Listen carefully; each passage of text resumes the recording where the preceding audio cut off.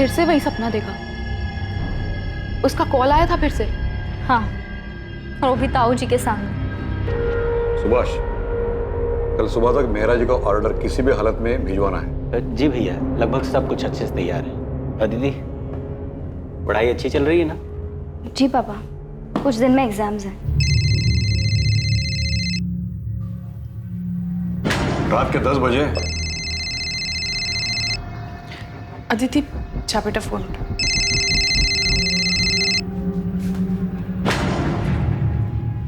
Hello hello. नहीं नहीं नहीं, कुछ नहीं चाहिए हमें। मैंने कितनी बार बोला है, और आप प्लीज इतनी रात को कॉल मत कीजिए। अदिति, 1 महीना हो गया है अब। हर बार नए नए लैंडलाइन नंबर से कॉल्स आ रही हैं। और कितने नंबर ब्लॉक करेगी यार तू? लेकिन सिया। लेकिन क्या अदिति, शक्ल देख अपनी, हवाइयां उड़ी हुई हैं, रात को चैन से सो तक नहीं पाती है। ऐसा कब तक चलेगा यार? किसी और से नहीं तो एटलीस्ट अपने पापा से तो शेयर कर। हाँ बिल्कुल, ताकि वो सीधा जाकर ताऊ जी को बता दे, और फिर मेरी पढ़ाई, कॉलेज सब बंद। तो ताई जी को ही बता देना। नहीं बता सकती यार सिया। ताई जी और पापा को कोई बात पता हो और वो ताऊ जी को जाकर ना बताएं, ऐसा हो ही नहीं सकता। घर पे एक सामान यहाँ से वहाँ नहीं होता उनकी मर्जी के बिना। तो समझ नहीं रही यार, ये कमीना कॉलर हो कौन सकता है? मैं बता रही हूँ अदिति, ये कॉलेज का ही कोई लड़का है। सॉरी। क्या यार प्रतीक, 4 आंखें दी उसके बाद भी देख के नहीं चल सकता? I am sorry Aditi. Siya, it's okay Prateek, चुप कर सिया। क्यों डांट रही थी बेचारे को? शेक्सपियर ने कहा है, we know what we are and know not what we may be. मतलब हम खुद को जानते तो हैं, मगर पहचानते नहीं। वक्त और हालात उसे उसकी पहचान देते हैं, क्योंकि हालात की आंधी इंसान के इस बनावटी मुखौटे को उठा देती और उसे खुद से रूबरू कराती। अरे क्लास का समय हो गया, बाकी का ड्रामा क्लास में। चले अदिति, तुमने अभी तक अपना असाइनमेंट सबमिट नहीं किया? सर वो तुमने आज तक कभी लेट सबमिशन नहीं किया और इस बार तुम 4 दिन लेट हो। क्या हुआ, कोई प्रॉब्लम है? हाँ सर, एक्चुअली प्रॉब्लम तो है। नहीं नहीं सर, कोई प्रॉब्लम नहीं है। मैं 2 दिन में अपना असाइनमेंट सबमिट कर दूंगी। आर यू श्योर कोई प्रॉब्लम नहीं है? नहीं सर, कोई प्रॉब्लम नहीं है। Sorry for the delay. Okay.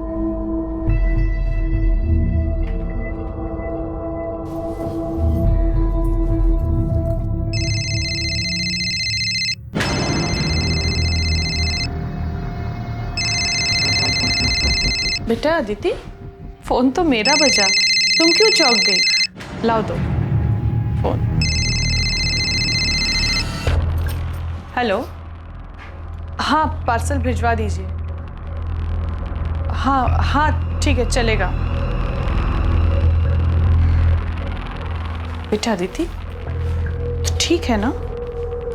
हाँ ताई जी, मुझे क्या होना था?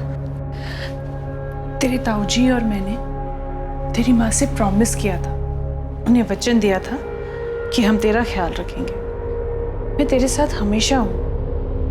बस 3 साल पहले इस घर में जो गलती हुई थी वो तुम मत दोहराना। नहीं ताई जी, मैं ऐसा कुछ नहीं करूँगी।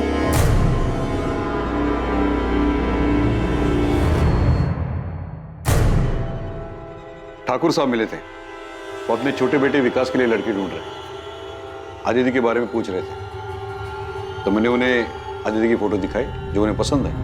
वो आदिति से मिलना चाहते हैं। पिछली बार जो कुछ भी हुआ उसके बाद ठाकुर साहब अभी भी अपने बेटे के लिए पिछली बार जो हुआ उसे भूल जाओ ज्योति, जो सामने उसे देखो। हो सकता है ठाकुर खानदान से हमारा रिश्ता होना लिखा है और रिश्ता खुद चलकर आ रहा है। विकास अच्छा लड़का है, मुंबई में रहता है, अगले हफ्ते कानपुर आ रहा है, मिल लेगा आदित्य से। पर मेरी पढ़ाई, कॉलेज का आखिरी साल है। तो फिक्र मत कर बेटा, तेरे एग्जाम्स के बाद ही तेरी शादी करेंगे। हाँ, एग्जाम के बाद ही शादी होगी, लेकिन सगाई इसी महीने होगी। ठाकुर साहब अब ज्यादा रुकना नहीं चाहते और मैं भी उनकी बात से सहमत हूँ।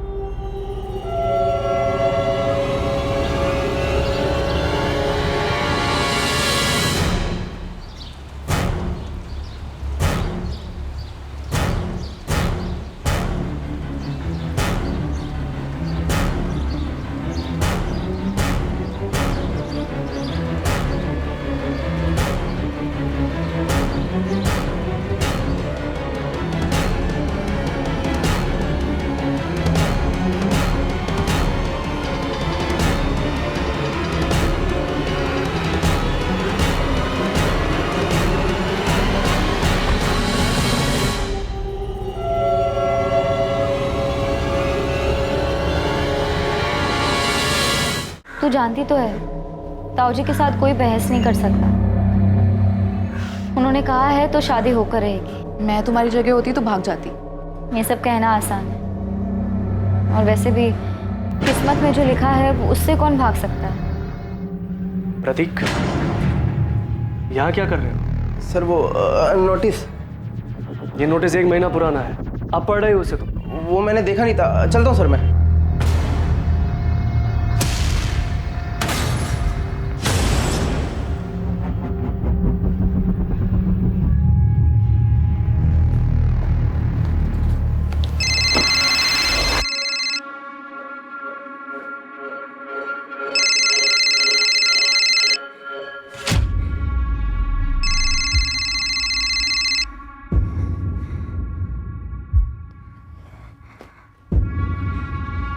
हेलो हेलो हेलो, कौन बोल रहा है? कुछ बोलते क्यों नहीं? क्यों परेशान कर रहे हो मुझे? अदिति, तुम सिर्फ मेरी हो। मैं तुम्हारी शादी किसी और से नहीं होने दे सकता। कौन हो तुम? हेलो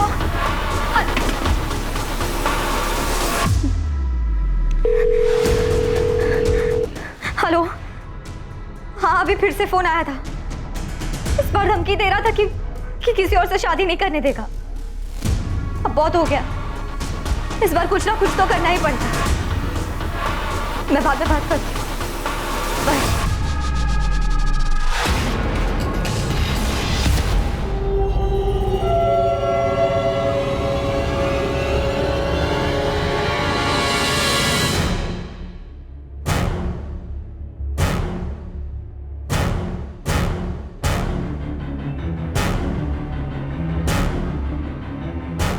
ताई जी, मैं चलती हूँ। ठीक है बेटा, संभल के जाना।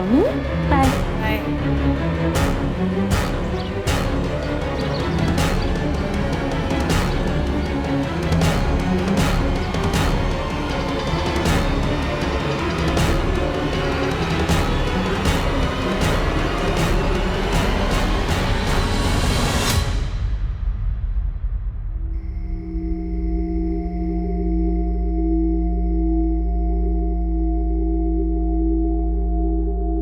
कॉलेज तो 5 बजे ही बंद हो गया था। पूरी कॉलोनी में देख के आ गया। पता नहीं ये अदिति कहाँ चली गई। भाभी, वो अदिति की सहेली है ना, सिया, उसका नंबर है क्या आपके पास? नहीं, मेरे पास तो नहीं है उसका नंबर। अरे वो कोई बच्ची नहीं है जो राह चलते खो जाए। शायद हमने उसे ज्यादा आजादी देकर कुछ गलती की है। ये आप कैसी बातें कर रहे हैं? मैं अदिति को अच्छे से जानती हूँ, वो ऐसा कुछ भी नहीं करेगी। 3 साल पहले भी हम सब लोग यही कह रहे थे। आप कहाँ की बात कहाँ लेके जा रहे हैं? हमारी बच्ची गायब है, उसे ढूंढने के बजाय आप पुरानी बातें लेके बैठ गए।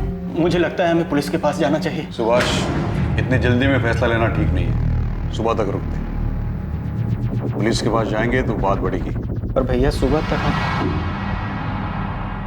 पता नहीं सर अदिति कहाँ है, और उसका फोन भी ऑफ जा रहा है। अगर तुम्हें मिले तो बोलना मैंने बुलाया है। उसने अभी भी अपना असाइनमेंट सबमिट नहीं किया है। किसी के साथ किसी तरह के झगड़े का सवाल ही नहीं है। हम तो गारमेंट मैन्युफैक्चरर है, सीधा साधा कारोबार है। आप लोगों के पास अदिति के किसी दोस्त का नंबर कैसे नहीं? कभी जरूरत ही नहीं पड़ी सर। दरअसल मेरी बेटी बहुत सीधी सादी है, उसके कोई खास दोस्त भी नहीं है। बस पढ़ाई करती रहती है, घर से कॉलेज, कॉलेज से घर, इसके अलावा कहीं आना जाना नहीं होता। पर इस बार कहीं तो गई है वो। वैसे वो कॉलेज कैसे आते जाती थी? मतलब खुद की गाड़ी थी? नहीं सर, ऑटो से आती जाती थी।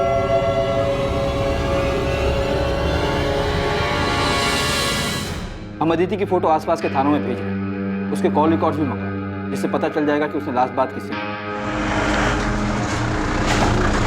कल 3 सितंबर को अदिति कॉलेज ही नहीं आई थी? जी नहीं, पिछले कुछ दिनों से ना वो थोड़ी सी परेशान लग रही थी। मैंने उससे पूछा भी था कि कोई दिक्कत है, उसने बताया ही नहीं। शायद उसकी दोस्त सिया को पता हो, शायद उसे कुछ बताया हो।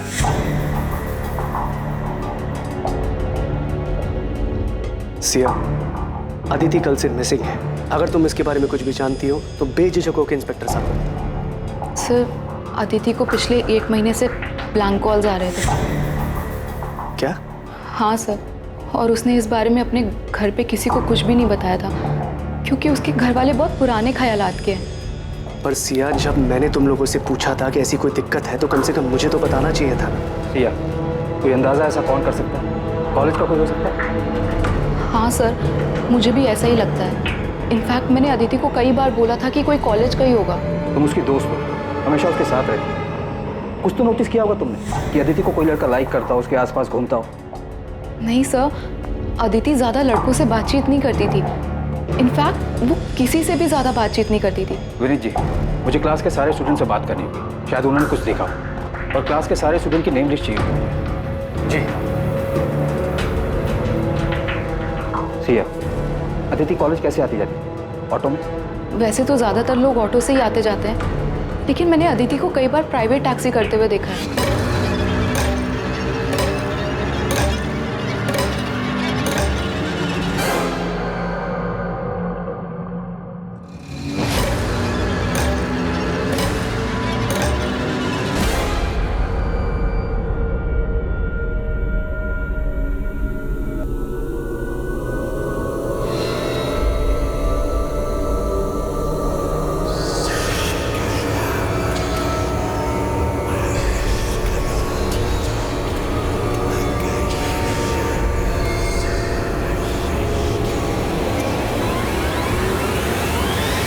कोई उसे कॉल करके तंग कर रहा था तो उसे हमें बताना चाहिए था। मेरी गलती है, मैं ही शायद उसका ठीक से ध्यान नहीं दे पाया। मैंने देखा था जब भी उसका फोन बजता था वो चौंक जाती थी। मुझे लगा शायद वो अपनी। आप कह रहे थे कि आप अदिति की कॉल रिकॉर्ड्स निकलवाने वाले हैं, उससे कुछ पता चला? कॉल रिकॉर्ड कल तक आएंगे जगमोहन जी। तब तक हम आपके घर के आसपास चलने वाले ऑटो और टैक्सी वालों से बात कर रहे हैं, लेकिन अभी तक अदिति को किसी ने पहचाना नहीं। वैसे अदिति की फ्रेंड सिया का कहना है कि वो अक्सर प्राइवेट टैक्सी से आती है।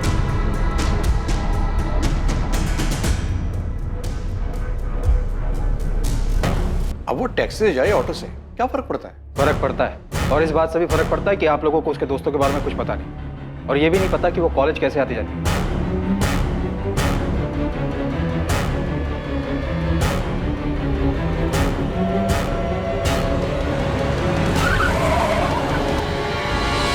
हमारी गलती है, पर वो ब्लैंक कॉलर वाली बात से मुझे बहुत डर लग रहा है। आप प्लीज मेरी बेटी को ढूंढ दीजिए। सर, अदिति राउत के कॉल रिकॉर्ड्स आ गए सर। और सर, अदिति के फोन पे आखिरी कॉल जिस नंबर से आया था वो फिलहाल स्विच ऑफ है, किसी शाहिद बेग का है, और दोनों में काफी बातचीत होती थी सर। शाहिद बेग?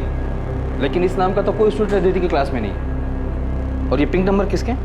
सर, ये 6-7 पीसीओ के नंबर है। इनसे अदिति को लगभग 20-30 सेकंड के कॉल्स आए हैं। पक्का इन्हीं पीसीओ से अदिति को ब्लैंक कॉल किया गया होगा, और शायद इन कॉल्स के डर से ही अदिति ने टैक्सी में आना जाना शुरू किया होगा सर। मुझे इन सारे पीसीओ के एड्रेस चाहिए, जल्द से जल्द।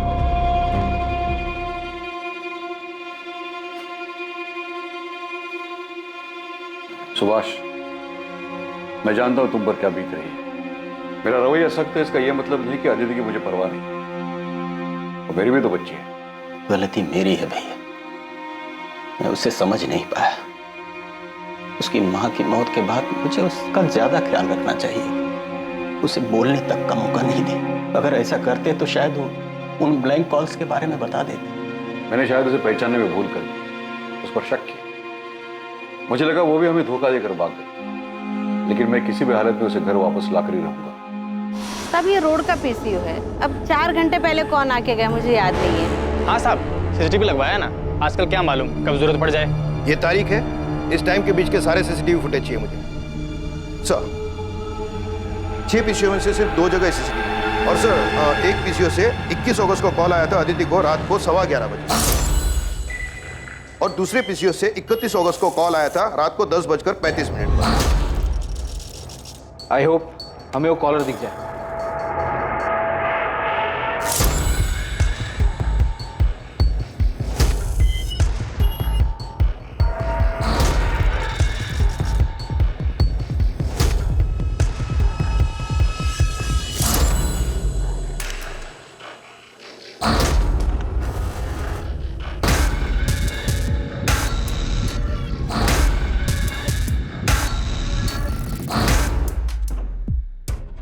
पूरे फुटेज में शक्ल तो नजर ही नहीं आ रही, सिर्फ पीठ नजर आ रहा है।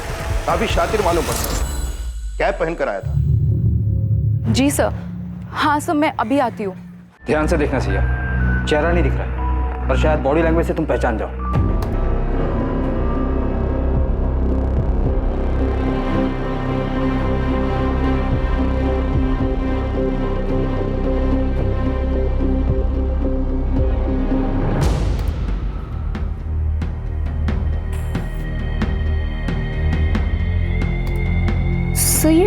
आदमी बार बार अपनी रिस्ट वॉच एडजस्ट कर रहा है। सर ये आदत तो सर ये आदत हमारे प्रोफेसर विनीत की है। मैं कॉलेज का प्रोफेसर हूँ, कोई सड़क छाप रोमियो नहीं हूँ। आपको क्या लगता है मैं एक लड़की को ऐसे परेशान करूंगा? सर आप लोग गलत कर रहे हैं, मैंने कुछ भी नहीं किया, फिर आप मुझे कैसे लेकर आ सकते हैं? हमारे फोन के लोकेशन डिटेल्स देखे हमने। अदिति को जिस पीसीओ से जिस टाइम पर ब्लैंक कॉल किया गया, उसी जगह उसी टाइम तुम्हारा फोन भी मौजूद था। सर ऐसा हो ही नहीं सकता, मैं हमेशा अपना फोन घर पे। मैकबेथ अपने राजा के प्रति बहुत वफादार, पर लेडी मैकबेथ के कहने पर उसके मन में भी राजा बनने के ख्वाब जाग गए। फिर क्या था, उसके एक वफादार मुलाजिम होने का मुखौटा गिर गया और खुद अपने हाथों से उसने अपने राजा को मार डाला। अब सोचने वाली बात यह है कि शायद मैकबेथ को यह खुद नहीं पता था कि उसके वफादारी के मुखौटे के पीछे एक दगाबाज शख्स है। इंसानी फितरत का कोई भरोसा नहीं होता, कभी कभी चेहरे के पीछे की असलियत बहुत भयानक होती है। क्लास का टाइम हो गया, अगली बार नेक्स्ट एक्ट पढ़ के आइएगा, वो डिस्कस करेंगे। एक्सक्यूज मी सर, मुझे नहीं लगता मैकबेथ ने कोई मुखौटा पहना था। इंसान खुद को ही ना पहचान सके, ऐसा कैसे हो सकता है? मुझे लगता है मैकबेथ ने ये सब उसकी बीवी के प्रभाव में आकर किया था। फाइनली इस क्लास में कोई तो है जो लिटरेचर में दिलचस्पी लेता है, वरना बाकी सब तो उल्लू की तरह ताकते रहते हैं। और रहा ताल्लुक तुम्हारे सवाल का, तो ये सवाल तुम अपने आप से पूछो। पिछले 1 साल में पहली बार तुमने मुझसे आके कोई सवाल किया है? क्या तुमने कभी ये सोचा था कि तुम सामने से आकर मुझसे शेक्सपियर डिस्कस करोगी? शायद ऐसी भी कोई अदिति है जिसे हम क्या तुम खुद नहीं जानती। वो बहुत शांत स्वभाव की थी, बाकियों से बिल्कुल अलग। मैं उसे करीब से पढ़ना चाहता था, जानना चाहता था। उसकी सादगी मुझे भाने लगी थी। वही मीठी आवाज सुनने के लिए मैं उसे ब्लैंक कॉल्स किया करता था, मगर कभी हिम्मत नहीं हुई उसे बताने की। फिर इस बीच मुझे पता चला कि उसकी शादी की बात चल रही है। अदिति अभी सिर्फ तू 22 साल की है, इतनी जल्दी शादी कौन करता है? और तूने कुछ बोला नहीं? तो जानती तो है, ताऊ जी से कोई बहस नहीं कर सकता। उन्होंने कहा है तो शादी होकर है। ये सुनकर मुझे बहुत गुस्सा आया। वो ऐसे कैसे किसी और के साथ शादी कर सकती थी? इसलिए उस दिन मैंने उसे कॉल करके पहली बार बात की। अदिति, तुम सिर्फ मेरी हो, मैं तुम्हारी शादी किसी और से नहीं होने दे सकता। तेरी लव स्टोरी में कोई इंटरेस्ट नहीं मुझे। ये बता अदिति कहाँ है? क्या किया तूने उसके साथ? सर मैंने उसके साथ में कुछ नहीं किया है। चुपचाप सच बता दे। अब लेक्चर खत्म, प्रैक्टिकल शुरू होगा जिसमें सिर्फ सच बाहर आएगा। शंभू। जी सर। शुरू हो जा। किसी पे भरोसा ही नहीं कर सकते यार। I mean, प्रोफेसर विनीत जैसे पढ़े लिखे लोग ऐसी हरकत कर सकते हैं? हाँ, कौन असल में क्या है ये तो कोई नहीं बता सकता। बेचारी अदिति, एक तो पहले ही उसके घर में इतनी ज्यादा प्रॉब्लम थी और अब ये ब्लैंक कॉल्स का चक्कर आके उसके सर पड़ गया। तुझे अंदाजा भी नहीं होगा यार कि उसके घर वाले हर बात को लेके कितनी रोक टोक करते थे। मैंने क्या किया पापा? जीन्स पहनने में क्या गलत है? बाकी लड़कियां भी तो पहनती हैं। दुनिया अगर गलत करे तो इसका मतलब ये नहीं है कि उनकी देखा देखी हम भी गलत करें। तो जानती है ना ताऊ जी को, उन्हें ये सब पसंद नहीं है। और आपको पापा? मैं जानती हूँ पापा, नाम सिर्फ ताऊ जी का आता है पर आपकी सोच भी उनसे कुछ अलग नहीं है। ऐसी बात नहीं है बेटा, हम जिस समाज में रहते। पापा आप भी उन्हीं की तरह हैं, समाज की तरह, जो हर वक्त बस लड़कियों पर पाबंदियां लगाने के लिए और उन्हें हर बात के लिए जिम्मेदार ठहराने के लिए खड़े होते हैं। काश आज माँ जिंदा होती, वो ऐसा कभी नहीं होने देती। अदिति। सर अदिति को मैंने किडनैप नहीं किया है। या मुझे कहाँ लेके जा रहे हैं? मैं कोई क्रिमिनल नहीं हूँ। कोर्ट में पेशी है तेरी, हमने अर्जी दाखिल की तुझे रिमांड पर लेने के लिए। अब देखते हैं तू सच कैसे नहीं बोलता। 10 दिन हमारे साथ जेल में रहेगा ना तो सब उगल देगा। सर एक बात बहुत अजीब है, अदिति रोज एक प्राइवेट टैक्सी में आया जाया करती थी, और यही नहीं, रोज वो टैक्सी एक ही होती थी।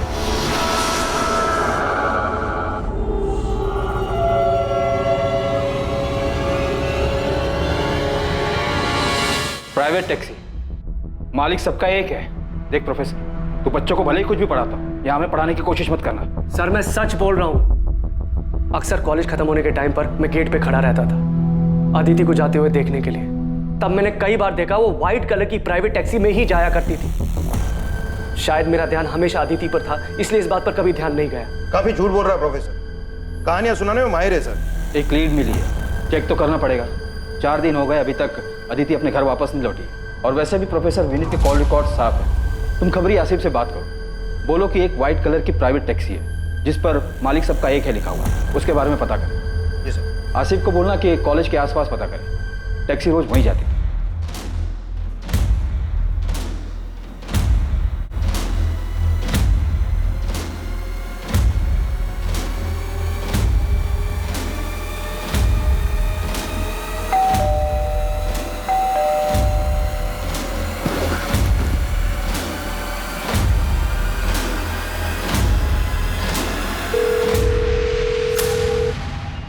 हेलो, आप कहाँ हैं? तुरंत घर आ जाइए। अरे लेकिन हुआ क्या है? जिसका डर था वही हुआ। हाँ, आप सवाल मत पूछिए, बस जल्दी घर आ जाइए। देखो मैं रास्ते में हूँ, गाड़ी में। तुम साफ साफ बोलो क्या हुआ है?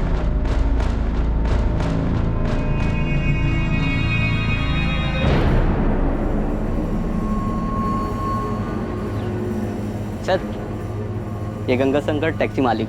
और ये टैक्सी मेरी है, लेकिन मैं इसे किराए पर देता हूँ। इसका ड्राइवर शाहिद बेग। शाहिद बेग? कहाँ मिलेगा ये शाहिद बेग? अब ये तो पता नहीं, 3 सितंबर को आया था यहाँ, टैक्सी की चाबी वापस कर रहे हैं हमेशा के लिए। सेठ जी आपकी चाबी।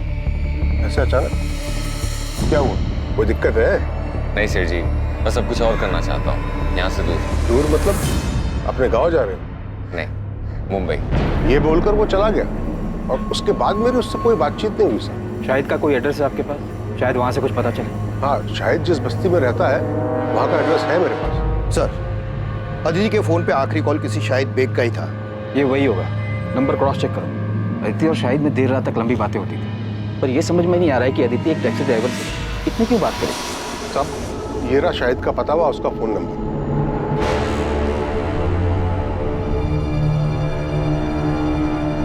ये वही शाहिद बेग है। सर ये बालक यहीं शाहिद रहता था। 2 साल पहले उसने ये घर मुझसे किराए पे लिया था।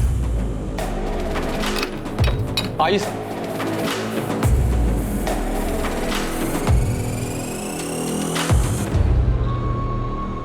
शाहिद ने कमरा कब खाली किया? 3 सितंबर को? हाँ साहब उसी दिन किया था। कुछ बताया था उसने? कहाँ जा रहा है? जमुना भाई इस बार दुबई जा रहा हूँ किस्मत आजमाने। ये चल क्या रहा है शाहिद के दिमाग में? सबको अलग अलग जगह बताकर खुद गायब हो गया। अदिति हमेशा शाहिद की टैक्सी से आती जाती थी और शाहिद ने अपनी टैक्सी 3 सितंबर को वापस की और उसी दिन से अदिति और शाहिद दोनों गायब हैं। ये महज इत्तेफाक तो नहीं हो सकता। सर यहाँ तो कुछ और ही खिचड़ी पक रही। ये शाहिद की पड़ोसन बता रहे थे कि शाहिद के घर पे किसी लड़की का रेगुलर आना जाना था। हाँ साहब, ये तो वही लड़की है जो शाहिद के घर पे आती थी।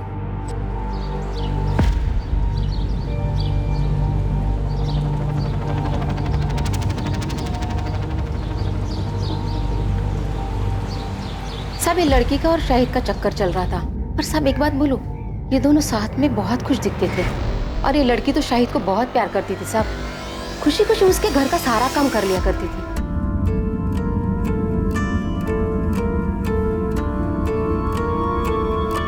क्या कर रहे हो? कोई देख लेगा तो? तू देखने दो। तुम यहाँ क्या कर रहे हो? बुखार है ना, आराम करना चाहिए। चलो अंदर चलो। अच्छे बड़े घर की लड़की, कॉलेज जाने वाली, अपनी उम्र से काफी बड़े टैक्सी वाले के प्यार में पड़ गई और इतना ही नहीं, अपना घर छोड़कर उसके साथ भाग भी गई। कुछ ज्यादा फिल्मी नहीं हो गया ये? नहीं पीढ़ी है सर, फिल्मों से सीखते हैं इन। और फिर इस अदिति के घर वाले तो काफी पुराने ख्यालात के। शाहिद के कॉल रिकॉर्ड निकलवाओ और ये सच भी हमें रावत फैमिली को बताना ही होगा। कॉल डिटेल से तो ये लगता है कि अदिति और शाहिद आपस में काफी लंबी लंबी बातें करते और इतना ही नहीं, अदिति शाहिद के घर भी आ जाया करती। वहाँ के आस पड़ोस के लोगों ने अदिति को कई बार देखा, इसलिए हमें यकीन है कि अदिति और शाहिद एक दूसरे से प्यार करते थे और इसलिए भागते। शाहिद के गांव रायबरेली का एड्रेस मिला है, हम वहाँ जाकर पता करने की कोशिश। रहने दीजिए, आपकी मदद का बहुत बहुत धन्यवाद। अब उन्हें ढूंढने की कोई जरूरत नहीं है। अदिति खुद हमसे रिश्ता तोड़कर चली गई है। आप तकलीफ मत उठाइए, इस केस को क्लोज कर दीजिए। एक बार अदिति हमें मिल जाए उसके बाद तो ये केस हम क्लोज ही कर देंगे। हम लोगों ने फैसला कर लिया है, हमें उनसे कोई वास्ता रखना नहीं है और नहीं इस केस। जब आप लोग खुद अदिति को नहीं ढूंढना चाहते तो ये केस हम क्लोज कर देंगे।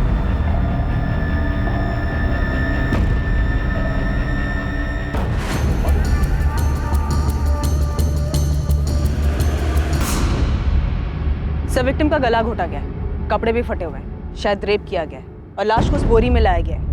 लड़की गांव की रहने वाली नहीं लगती। मैंने आसपास के लोगों से पूछा, इसकी फोटो भी दिखाई, लेकिन कोई पहचान नहीं पाया। डेड बॉडी को पोस्टमार्टम के लिए तो भेजिए दो, इसकी फोटो भी आसपास के थानों में भेज दो, शायद वहां से आइडेंटिफाई हो जाए। सब विक्टिम की फोटो दिल्ली, नोएडा और आसपास के थानों में भेजी, लेकिन अभी तक कोई रिस्पॉन्स नहीं आया। शायद विक्टिम यहाँ की हो ही नहीं। तो एक काम करो, हमारे सोशल मीडिया ग्रुप की हेल्प लो और विक्टिम की फोटोज उसमें भी सर्कुलेट करो।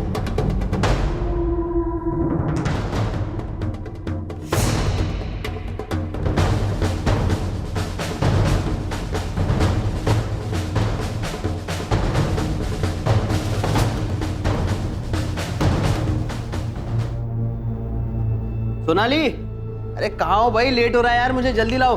हम बस 5 मिनट, आपका टिफिन रेडी है।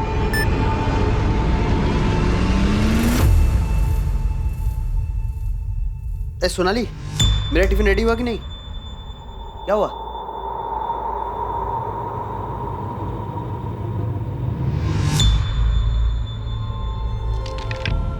डेथ गला दबाने की वजह से हुई है।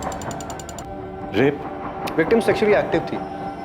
अंदरूनी जांच के बाद ऐसा लगता है कि रेप नहीं हुआ है, लेकिन हाँ, हाथ में और पीठ पे जिस तरीके के खरोच के निशान है, उससे लगता है शायद जबरदस्ती करने की कोशिश जरूर की गई थी। और जब कोशिश में वो कामयाब नहीं हो पाया तो गुस्से में आकर उसने इसे मार डाला। डॉक्टर, इसका मर्डर कब हुआ होगा? लगभग 24-25 घंटे पहले। 24-25 घंटे पहले, मतलब 11 सितंबर की रात को।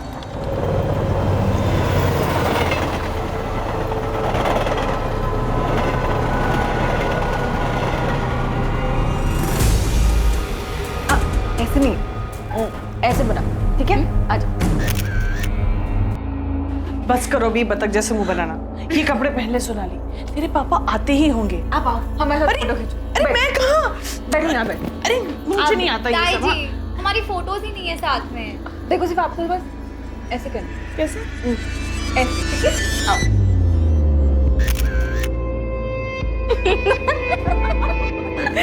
बहुत शैतान हो गया तुम। अगली बार ना आप ताई जी के लिए भी ऐसी ड्रेस लेके आना। चुप बेशरम। आओ, एक और फोटो।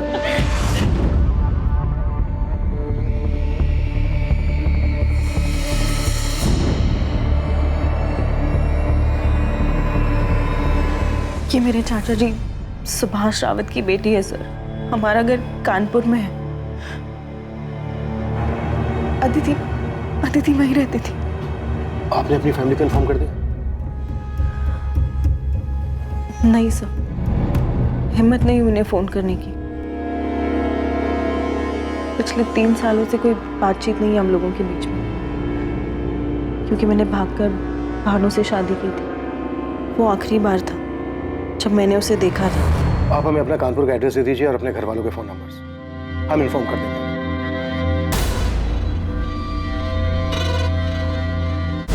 सुभाष, ये जमीन बहुत अच्छी जगह पर है, जहां हम बड़ा कारखाना बनवा सकते हैं, जहां कपड़े स्टोर करे जाएंगे, और ये हमारी फैक्ट्री से ज्यादा दूर भी नहीं है। सुभाष, थोड़ा ध्यान कहाँ है? भैया वो नहीं, वो बस दिल पर अच्छे बुरे का बोझ मत रखो। हमने कुछ गलत नहीं किया है। जो भी कुछ हुआ है उसके लिए अदिति खुद जिम्मेदार है। इसके बारे में बात करना भी फिजूल है। जो हुआ उसे भूल जाओ। सोनाली ने जो नंबर दिया था उस नंबर पर रिंग तो जा रही है, पर कोई फोन उठा नहीं रहा है। असल मैंने कानपुर पुलिस स्टेशन के पीएसआई अजय माथुर जी से बात की। अदिति की मिसिंग कंप्लेंट वही हैंडल कर रहे थे। 4 सितंबर को मिसिंग कंप्लेंट फाइल की गई थी। हाँ, अदिति रावत, उसके मिसिंग कंप्लेंट की इन्वेस्टिगेशन मैंने ही की थी, अभी कुछ दिन पहले ही की बात है। हाँ, एक टैक्सी ड्राइवर था शाहिद बेग नाम का, अफेयर था दोनों का, उसी के साथ चली गई। हम उन दोनों को ढूंढने में आगे बढ़ ही रहे थे कि अदिति की फैमिली ने केस क्लोज करने के लिए बोल दिया। सुधा, तुम तुरंत कानपुर के लिए निकलो और अदिति की फैमिली से मिलो। तब तक हम यहाँ सोनाली से बात करके देखते हैं, शायद उसे शाहिद के बारे में कुछ पता हो। Okay sir. सर, ये अदिति और शाहिद की जोड़ी थोड़ी अजीब नहीं है? अदिति एक अमीर लड़की है, शाहिद एक टैक्सी ड्राइवर। सोचने वाली बात यह है कि इन दोनों का मेल हुआ कैसे?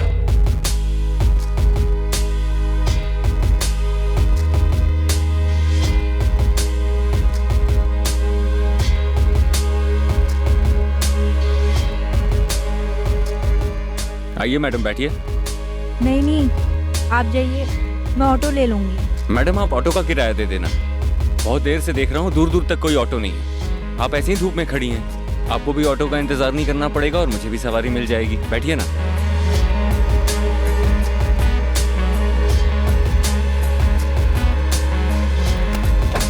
ये उनकी पहली मुलाकात थी। मतलब तुम अदिति के रेगुलर टच में?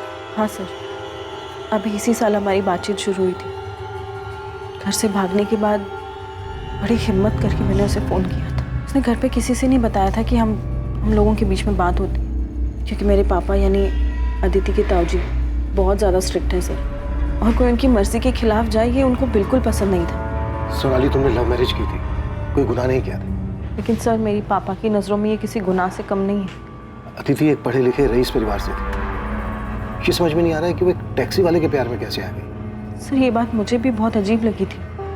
मैंने पूछा भी था उससे। सर, दीदी, शाहिद भी अक्सर यही कहता है कि रूप की रानी सड़कों के राजा की लव स्टोरी है हमारी। मुझे यकीन है कि हमारा मिलना लिखा था। और रही बात मजहब जात पात के भेद की, तो मैं ऐसी ओछी बातों में विश्वास नहीं रखती। मैं जात पात की बात नहीं कर रही हूँ अदिति, मैं लोगों के पढ़े लिखे होने के नज़रिए, उनके इंटेलेक्चुअल लेवल की बात कर रही हूँ। तूने कहा था ना वो सिर्फ 5वीं क्लास तक पढ़ा है, तो उसे तो तेरी बात भी समझ नहीं आती होगी। तुम लोग बात क्या करते हो आपस में? बातें करने के लिए इंटेलेक्चुअल लेवल की नहीं, बस इंसान में थोड़ी सी दिलचस्पी दिखाना ही काफी होता है। कौन सी किताब पढ़ रही हैं मैडम जी? क्यों? इतने ध्यान से पढ़ रही हैं तो काफी अच्छी ही होगी। द ट्रेजेडी ऑफ अथेरो विद कनेक्शंस। अरे बाप रे, इतना बड़ा नाम। मैं तो ये नाम याद करने गया तो पूरा हफ्ता लग जाएगा।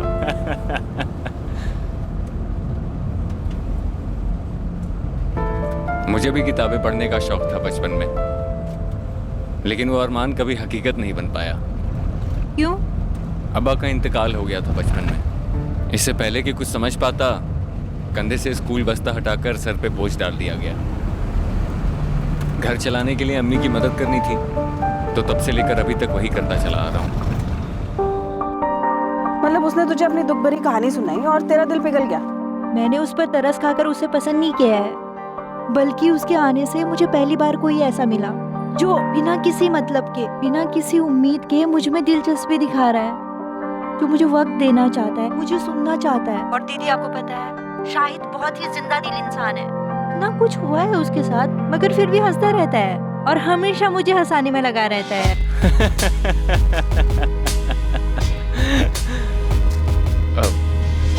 सॉरी मैडम, वो एक बात याद आ गई। वो मेरी पड़ोसन है ना, उसको जब बुखार होता है ना तो वो बहुत खुश हो जाती है। पता है क्यों?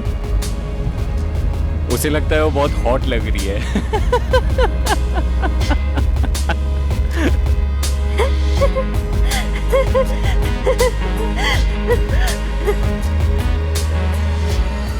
टैक्सी में आते जाते दोनों के बीच प्यार हो गया और बात यहाँ तक आगे बढ़ गई कि दोनों ने भागकर शादी कर ली। सर, यही बात मुझे भी परेशान कर रही थी। और मुझे नहीं लगा था वो घर से भागकर शाहिद से शादी कर लेगी। क्यों? ऐसा क्या हुआ?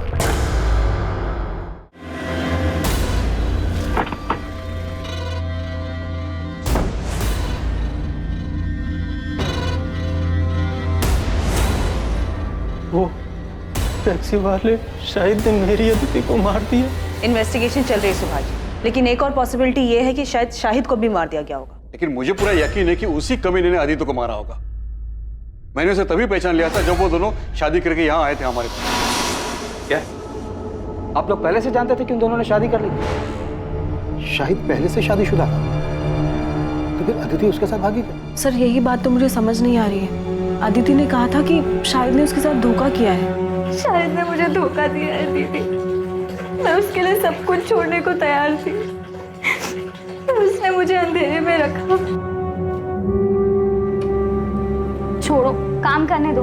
सारा सामान यहाँ वहाँ फेंक कर रखा है, इसीलिए बीमार पड़े थे तुम। हाँ, तो ये बीमारी की तो मेहरबानी है। जो तुम मेरे गरीब खाने में आई। हाँ हाँ बस हाँ, अब ठीक से सफाई करने दो। ठीक से साफ सफाई नहीं होगी तो वापस बीमार पड़ जाओगे।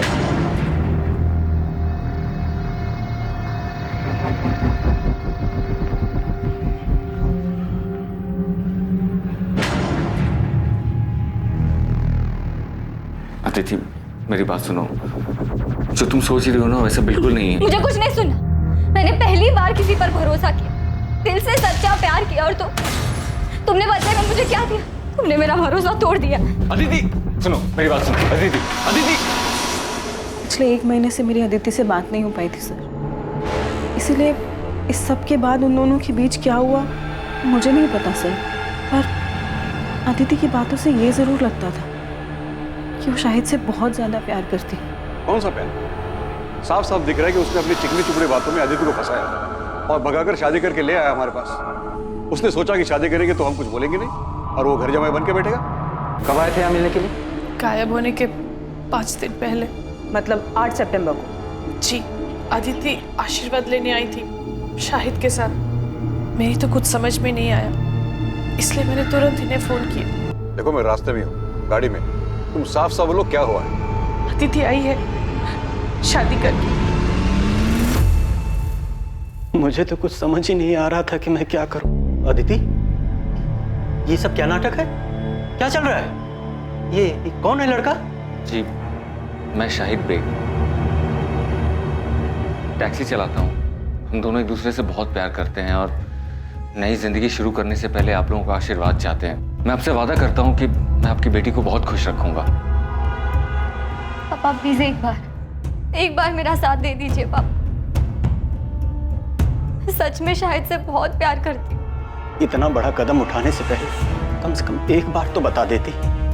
तेरे ताऊ जी को पता चला ना तो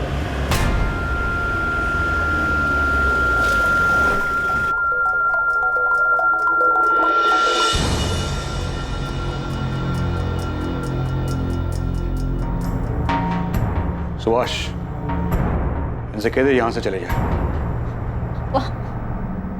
मैं कहता हूं चले जाओ यहां से। हम समझ लेंगे कि तू भी सोनाली की तरह मर गई है हमारे लिए, लेकिन याद रखना, जो लोग बुजुर्गों का दिल दुखा के खुशियां ढूंढते हैं ना, जिंदगी उन्हें कभी खुश नहीं रखती। आपने तो हमें कुछ नहीं बताया, सीधे कहा कि केस क्लोज कर दो। हाँ तो और क्या कहते हैं? लेकिन शाहिद और अदिति तो एक दूसरे से प्यार करते थे ना, तो फिर शाहिद अदिति को क्यों मारेगा? अदिति अपने साथ अपने सारे गहने और कुछ कैश लेकर भागी थी, जिसका पता हमें कुछ दिनों बाद चला। गहनों की कीमत ही लगभग 10-15 लाख होगी। शाहिद को सिर्फ पैसे से मतलब था। उसने 10-15 लाख का मुनाफा देखा और मार दिया अदिति को। अदिति के घर वालों को शाहिद पे शक है, देखने से तो ऐसे ही लगता है। शाहिद पहले से शादीशुदा था, अदिति ने शाहिद से शादी की जिद की होगी तो शाहिद को मजबूरन अदिति से शादी करनी पड़ी। लेकिन सुधा, हम ये नहीं जानते कि खुद शाहिद सही सलामत है भी या नहीं। ऐसा ना हो कि उसकी लाश भी कहीं जंगल में ही कहीं पड़ी हो सकता है कि अदिति के परिवार वालों ने दोनों को मरवा दिया।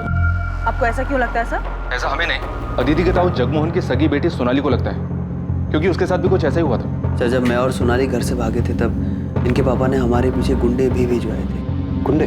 यस सर, वो तो हमारी किस्मत अच्छी थी कि हम उनके हाथ में नहीं आए और हम शहर से बाहर भाग गए।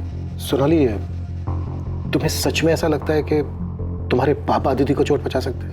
यकीन से तो नहीं कह सकती हूँ, लेकिन कल को अगर ऐसी कोई बात सामने आती है तो मुझे हैरानी नहीं होगी सर। और इतना बता सकती हूँ सर कि खानदान की इज्जत और खानदान के बच्चों के बीच अगर किसी दिन किसी मोड़ पे मेरे पापा को किसी एक चीज़ को चुनना होगा तो वो आंख बंद करके खानदान की इज्जत को ही चुनेंगे सर।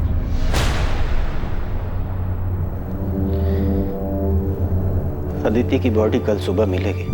अदिति ने भले ही अपने औलाद होने का फर्ज ना निभाया, लेकिन हम तो बड़े हैं, हमें अपना फर्ज निभाना ही होगा। उसका अंतिम संस्कार करना। इंसान वही होता है जो दूसरों की गलतियों से कुछ सीखे, लेकिन लाख समझाने के बावजूद भी अदिति ने वही गलती दोहराई। उसे वही मिला जो उसने बोया।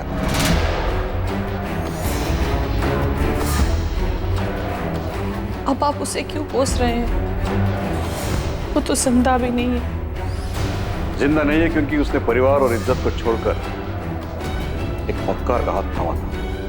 शरीर की गलती थी, उसको सजा मिल गई, लेकिन आत्मा को मुक्ति मिलना बहुत जरूरी है। इसलिए उसका दाह संस्कार करके हमें अपना फर्ज निभाना है।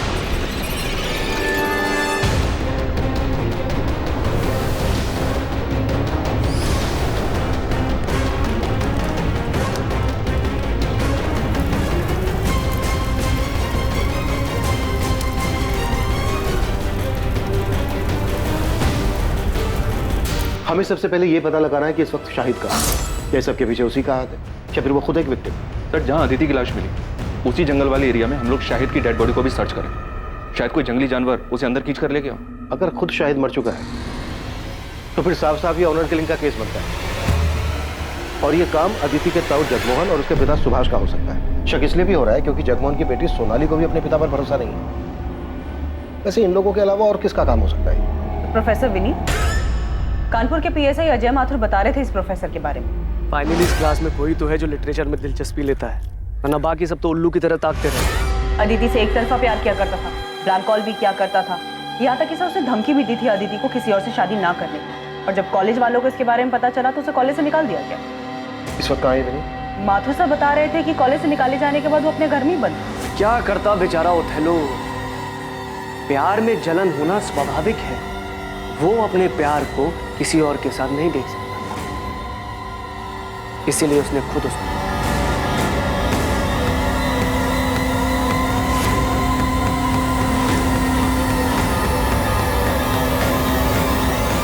अदिति अपने इर्द गिर्द बंधी बेड़ियों को तोड़कर खुली हवा में सांस लेना चाहती है। वो अपने मन मुताबिक अपने प्यार के साथ जिंदगी जीना चाहती है, लेकिन किसी ने उसके सपने के साथ साथ उसे भी मार दिया था।